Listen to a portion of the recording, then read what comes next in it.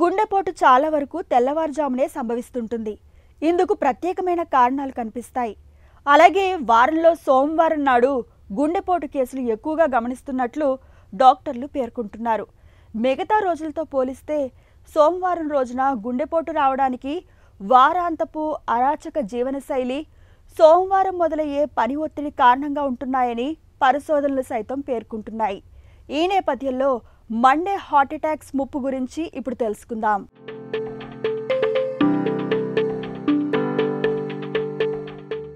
వారాంతమంతా పని ఒత్తిడిలో ఉండే ఉద్యోగులు వారాంతం వచ్చిందంటే చాలు ఎగిరి గంతేస్తారు. సరదాగా తమ కుటుంబంతో గడుపుతూ చిల్లవడానికి ప్రణాళికలు వేస్తుంటారు.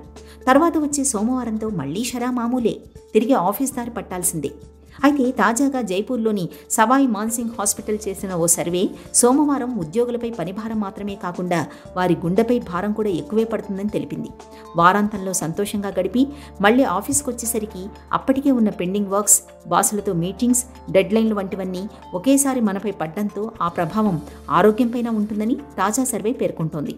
ఇతర వారాంతపు రోజులతో పోలిస్తే సోమవారం గుండె సంబంధిత సమస్యలతో ఆసుపత్రులకు వచ్చే వారి సంఖ్య అధికంగా ఉంటోందని డాక్టర్లు సైతం చెప్తున్నారు. మిగతా రోజులతో పోల్చితే గుండె సంబంధిత సమస్యలతో సోమవారం ఆసుపత్రులకు వచ్చే వారి సంఖ్య సుమారు 15% ఎక్కువగా ఉంటుంది. దీనికి అనేక కారణాలు ఉన్నాయి.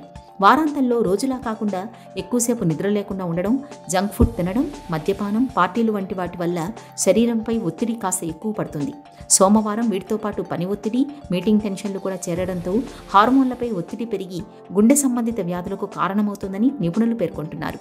గత కొన్నేళ్లుగా ఈ సమస్యల వల్ల యువతలో గుండె సంబంధ వ్యాధులు తీవ్రమవుతున్నట్లు సర్వే వెల్లడించింది. చాలామంది యువతలో అధిక రక్తపోటు, ఛాతీ నొప్పి, హృదయ స్పందనల పెరుగుదల, శ్వాస ఆడకపోవడం వంటి సమస్యలు వస్తున్నట్లు తెలిపింది. వీటిని ఎదుర్కోవాలంటే జీవనశైలిలో మార్పులు చేసుకోవాలని, ఆరోగ్యకరమైన దినచర్యను పాటించాలని వైద్యులు సూచిస్తున్నారు.